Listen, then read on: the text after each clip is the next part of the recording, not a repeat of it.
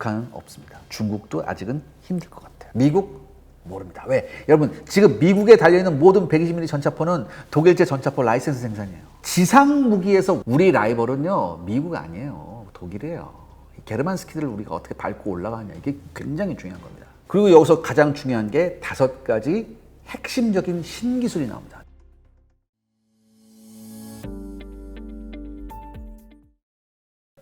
시청자 여러분 안녕하십니까. 샤르레 엑스파일의 이세환입니다. 우리 K방산에서 굉장히 잘 나가는 아이템 중에 하나가 이 K2 흑표전차죠. 근데요 우리는 이 K2 흑표전차에서 지금 멈추지 않고 있습니다. K2 흑표전차도 지금 나름대로 개량을 하고 있고요. 그 다음에 차세대 전차 K2 흑표전차 이후에 차세대 전차에 대한 연구도 지금 진행 중에 있습니다. 사실 그냥 연구가 아니라요. 어떤 개념 연구가 굉장히 지금 실질적으로 이루어지고 있거든요. 그래서 곧 여러분들한테 선보일 건데 그 여러 가지 형상이. 근데 통칭 이 K3로 호칭되는 이 차세대 전차는요. 여러분들 이 무인포탑 자동장전 장치, 물론 자동장전 장치 요즘 디폴트 값이죠. 그 다음에 능동 방어 체계는 물론이고요. 여기에 뭐가 유행하는 뭐예요? 그렇죠. AI 기술이 접목될 예정이다. 그래서 앞으로 우리 대한민국 육군의 기갑 전력을 책임질 우리 차세대 전차에 대해서 오늘 한번 알아보겠습니다.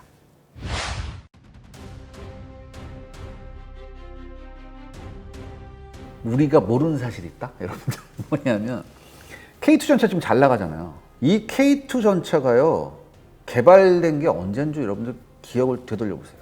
2008년이에요. 벌써 15년이 훌쩍 지나갔습니다. 15년이 지나다 보니까 그동안 각종 신기술들이 엄청나게 많이 나왔죠. 그리고 또 하나 우리가 이 러시아 우크라이나 전쟁을 겪으면서 뭐가 나왔습니까? 전차 무용론이 나왔죠. 왜?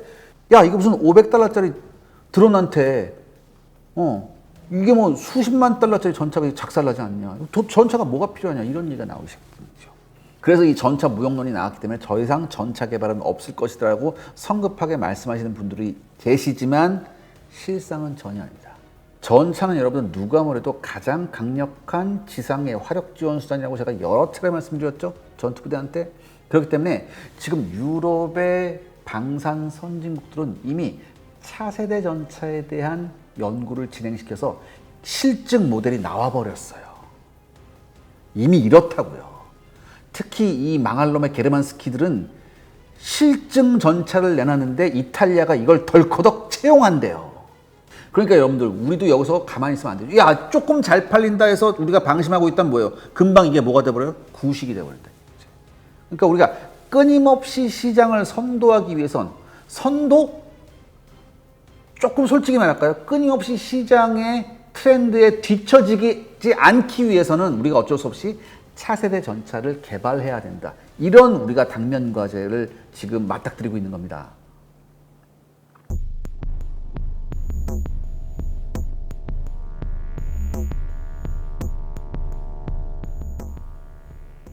그러니까 여러분들 이게 있어요. 만약에 여러분들 우리가 어떤 무기 체계를 개발하는 데 있어서 두 가지가 있습니다.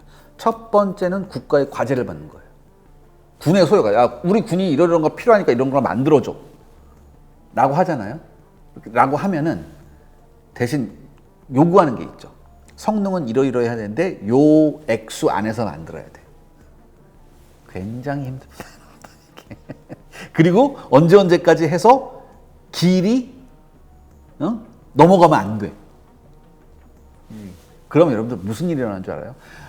다행스럽게 기간 안에 군이 요구하는 물건을 만들면 다행인데 만약에 그게 안 되면요 여러분들 진짜 딱 군이 요구하는 수준으로 아슬아슬하게 맞춰줘요. 그러면 자칫 잘못하면 여러분 뭐가 되냐? 여기서 고성능 무기가 나오기 힘들어요. 왜? 전장에서는 한 세대 앞선 기술 같은 걸 써줘야 되는데 그걸 안 해버린다는 얘기지. 여러 가지 제약 조건 때문에.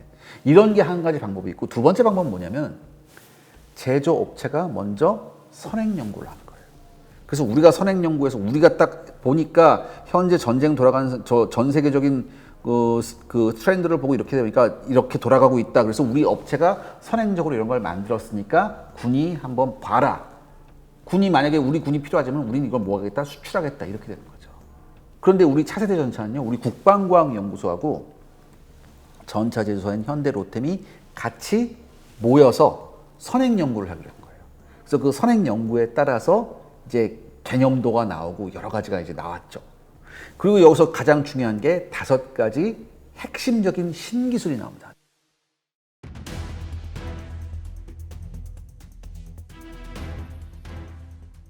첫 번째가 뭐냐? 고에너지 관통탄. 그러니까 적 전차를 뚫고 들어가야 되잖아요. 그렇죠? 근데 5km 밖에서도 단 한 발의 적 전차를 박살낼 수 있는 고위력 관통탄이다. 그 다음에 두 번째, 고화력의 무장. 그러니까 고에너지 관통탄 외에도 여러 가지 부가적인 무장이 필요합니다. 뭐냐? 대전차 미사일도 실어야 되고요. 그다음에 대드론 공격용 기관포도 실어야 되고요. 그러니까 굉장히 화력이 강화됩니다.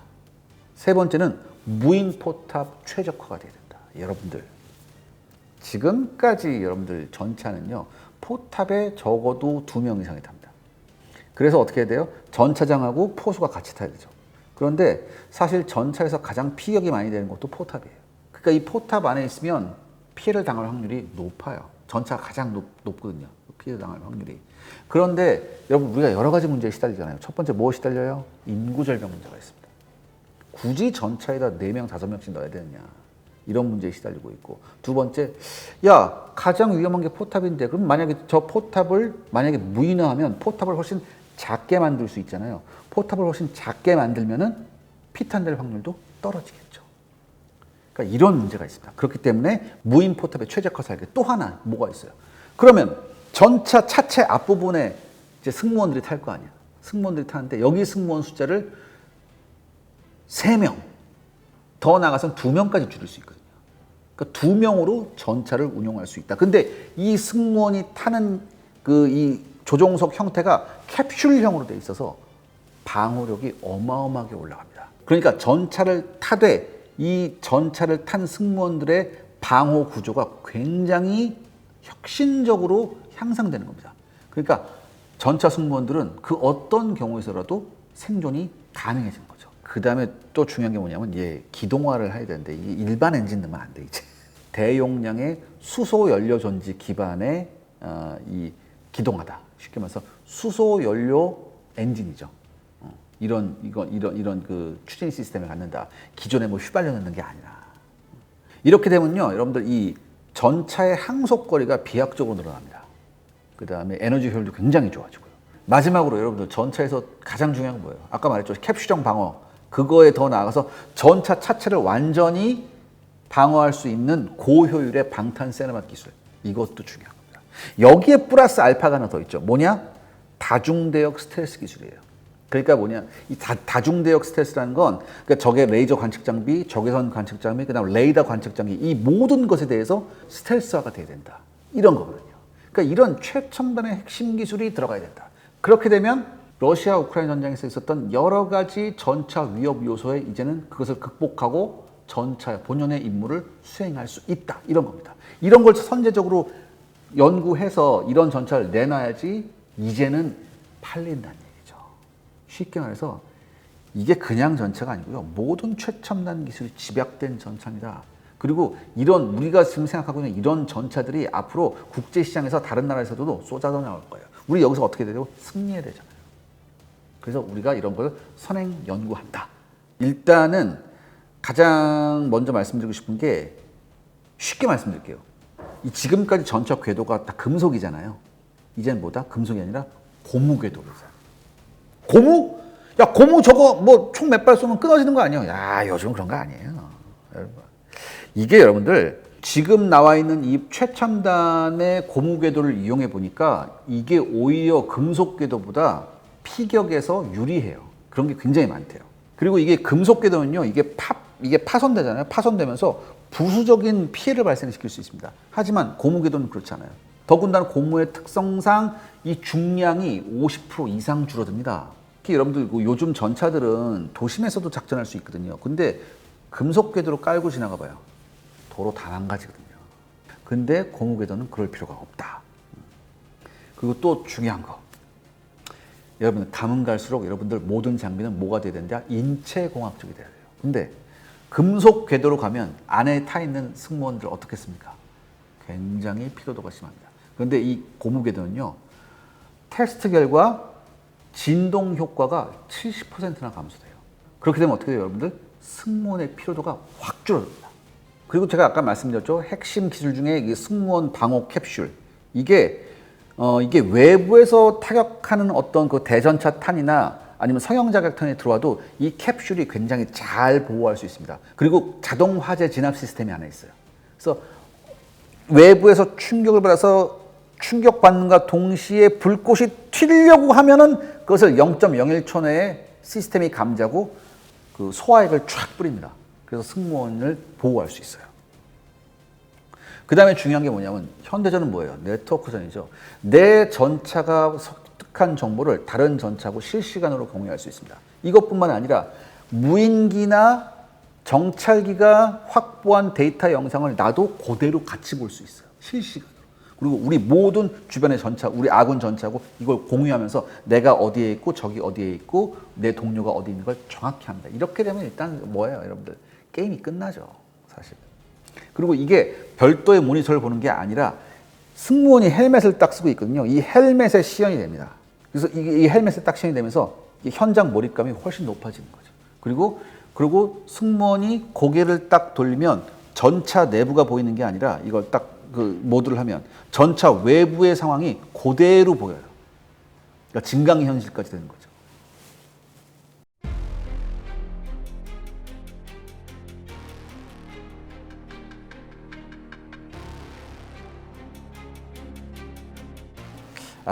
일단 포탑에서 중요한 게 뭐냐. 제가 거듭 말씀드리지만 이번 러시아 우크라이나전에서 드론이 아주 그냥 망할 놈의 드론이잖아요. 그렇죠? 그래서 이 드론을 전차가 어떻게 극복해야 되냐. 그렇기 때문에 제가 생각하기엔 30mm 이상의 기관포가 실릴 거예요. 30mm 이상의 기관포인데 이 기관포가 무슨 기능이 있냐면 에어버스트 기능이 딱 있는 거. 그럼 드론을 어떻게 해야 돼요? 포착해야 되잖아요. 포착을 뭘로 하냐? 능동 방어 장치를 위해 탑재된 레이더가 드론도 같이 포착하는 거예요.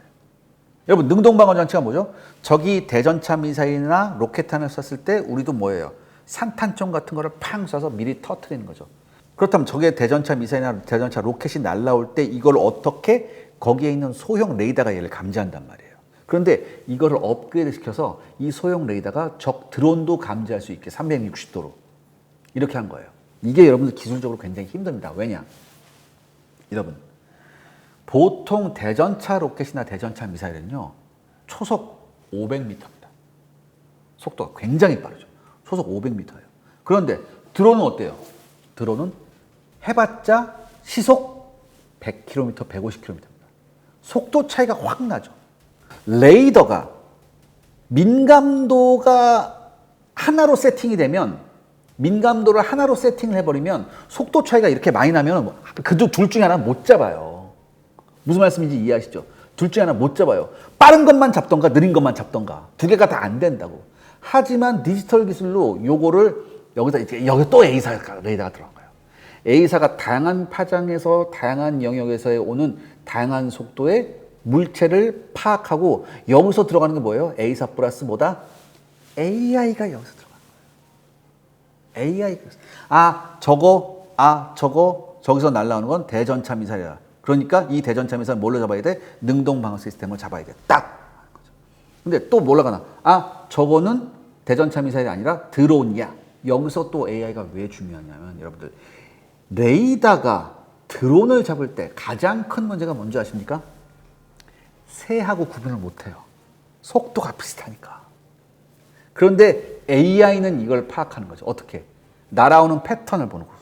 날아오는 패턴을 보고서 저건 새다, 드론이다 구분을 해서 드론이라고 판단되면 뭐예요? 30mm 에어버스트 기능이 있는 기관포를 눌러서 걔한테 쏘는 거예요. 그러니까 여러분들 생각해 보세요. 이게 굉장히 시스템이 복잡하잖아요. 이 시스템이 복잡한데 이 복잡한 시스템을 포탑에 놓으려고 하면은 포탑에 여러 가지 장비가 많이 들어가야 되잖아요. 근데 여기 사람까지 들어간다고 생각해봐. 그럼 포탑이 어마어마하게 커지겠죠. 그러니까 사람을 다 빼는 거예요. 사람 대신에 장비를 집어넣어야 되니까. 그 다음에 중요한 게 뭐냐면 일단 전차니까 뭐가 있어요? 주포가 있어야 되잖아요. 대포. 전차포가 있어야 되잖아. 지금까지 여러분 전차포, 서방차 전차포는 거의 통일된 거죠. 뭐예요? 120mm 전차포예요. 120mm 전차포인데, 자, 우리 K2도 120mm 전차포 쓰고 있죠. 그런데 이 120mm 전차포가 이번 전쟁에서 보니까 한계가 드러났다 이거죠. 한계가 드러났다. 그래서 어떻게 이 한계를 극복하자. 어떻게 극복해? 전차포의 구경을 120mm가 아니라 130mm로 늘렸습니다. 130mm면 일단 이 130mm 주포는요, 유효사거리. 그러니까 유효사거리가 뭐냐면 맞아서 꽝 터지는 거 있죠. 무조건 꽝 터지는 거. 이게 4km입니다. 기존의 120mm는 2.5km였거든요. 3000m부터는 조금 좀 얘가 터질 수 있을, 이게 전차를 격파할 수 있을까 아리까리 했는데 130mm는 걸 필요가 없다는 얘기죠. 뭐야?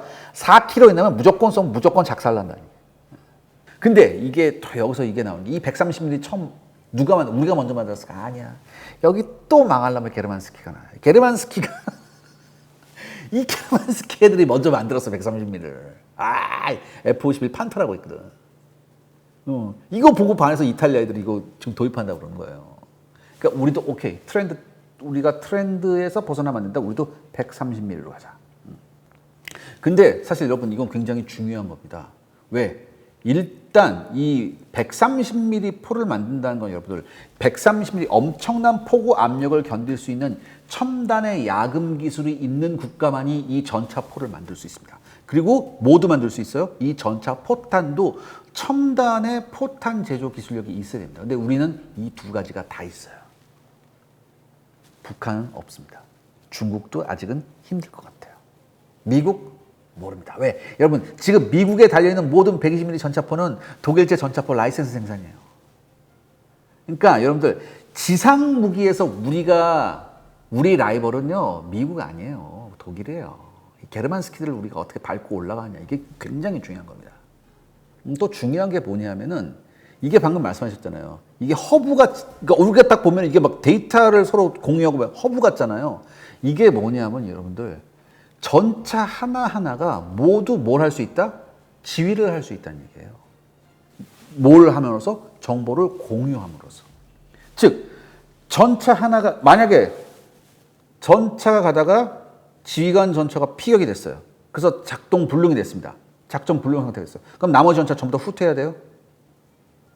임무 포기 이거 아니에요. 나머지 전차도 네트워크가 되기 때문에 충분히 작전을 지속할 수 있는 겁니다. 굉장히 중요한 거예요. 더군다나 제가 아까 방어 시설 할 때 이 세라믹 그 타일로 된 방어 그 장갑이라고 제가 말씀드렸죠. 이게 일반적으로 충격만 흡수하는 게 아니라 이게 전자기파도 흡수할 수 있게 지금 할 계획입니다. 즉 여러분들 전차를 그러니까 적이 우리 전차를 포착하려면 적외선을 쓸 수도 있고 레이저를 쓸 수도 있고 때로는 뭘 쓸 수 있어요? 레이더도 쓸 수 있습니다. 그런데 적이 이런 레이더 전파를 딱 우리 전차에 비쳤을 때 이 레이더 전파를 흡수해버리는 물질이 있어요. 이것도 지금 하고 있거든요. 그러니까 여러분 한마디로 말해서 지금 나온 전차하고는 차원이 다른 전차가 나온다고 보시면 됩니다. 그렇죠. 일단은 지금도 여러분들 K2, K1 같이 쓰고 있잖아요. 우리가 차세대 전차가 나오면 이제 K1 전차 옛날 거는 이제 도태가 돼야죠. 그렇죠. 언제 거야. 이거는 30년이 넘었어요.